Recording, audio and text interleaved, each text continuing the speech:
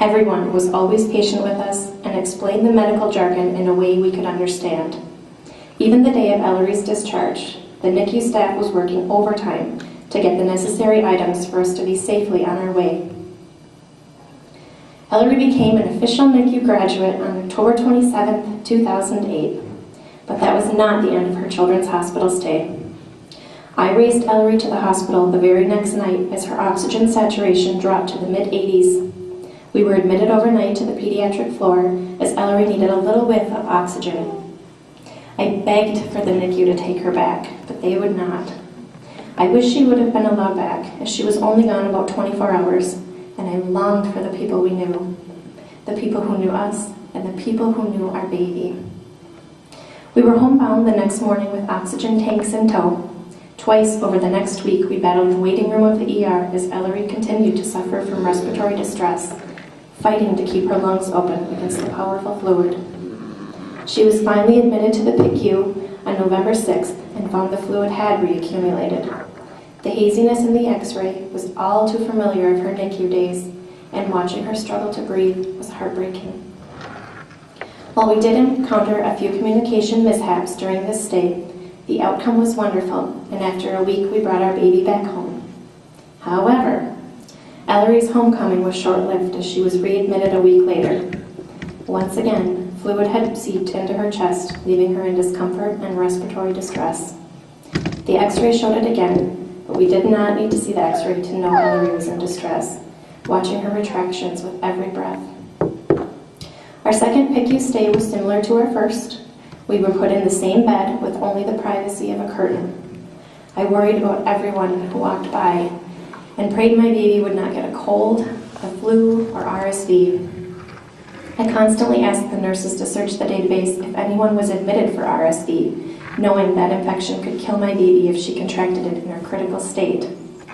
And while I begged countless times for my daughter to be put in a private room to keep her from infectious disease, I felt my voice was not heard as Ellery stayed behind a curtain for the majority of her stays. I am thrilled to learn the new PICU rooms allow more privacy for families and their children. Another week went by in the PICU before Ellery was discharged, but this time was different. Ellery came home on high flow with only a tiny whiff of oxygen. We found she needed the flow to help her lungs inflate against the fluid, more than she actually needed the oxygen. This regimen seemed to work well for her, and she liked it as I'm sure it made her feel better and obviously breathe easier. Ellery came home for good the day before Thanksgiving last year, and she was home to stay. I will always say that was the best Thanksgiving ever, as we had so much to be thankful for. We were finally complete in the comfort of our home, all four of us. And while it was the most stressful time to watch her so carefully, it was soothing to have her in the comforts of home to heal. While the next few months brought about weekly doctor appointments with a pediatrician, pulmonologist, genetics, and endocrinology, we survived, as well as our daughter. We nursed her back to health at home with all of our medical equipment and knowledge, as she was given a clean bill of health from Calithorax on February 12th of this year. Since that time, Ellery has shot up on the growth chart.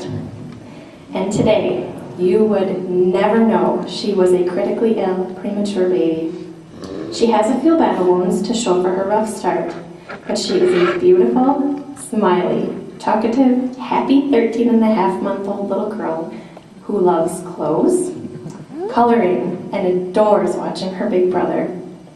And we adore watching her grow, explore, and learn every day. Thank you for giving us our miracle. And thank you for allowing me to share Ellery's story. Thank you for listening. We are thankful to help Children's Hospital in any way, and are always huge fans of Children's Hospitals and Clinics of Minnesota.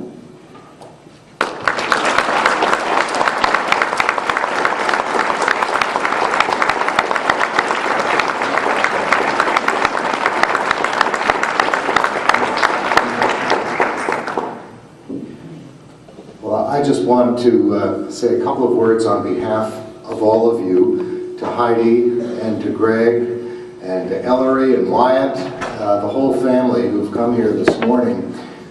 First of all, Heidi, I want to thank you. it's not easy to come and stand before a big group and tell what is really a very personal story, but it's also a very happy story. And, oh, there's Wyatt. He's the scene stealer.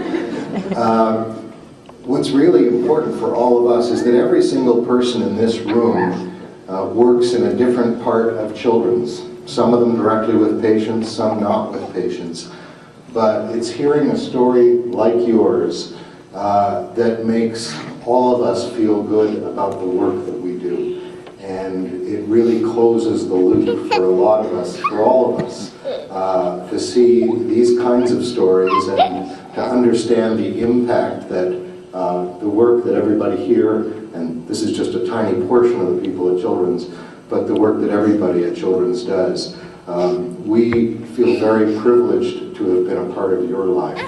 And I want to thank you also for your willingness to continue to give back, working in the Family as Partners program.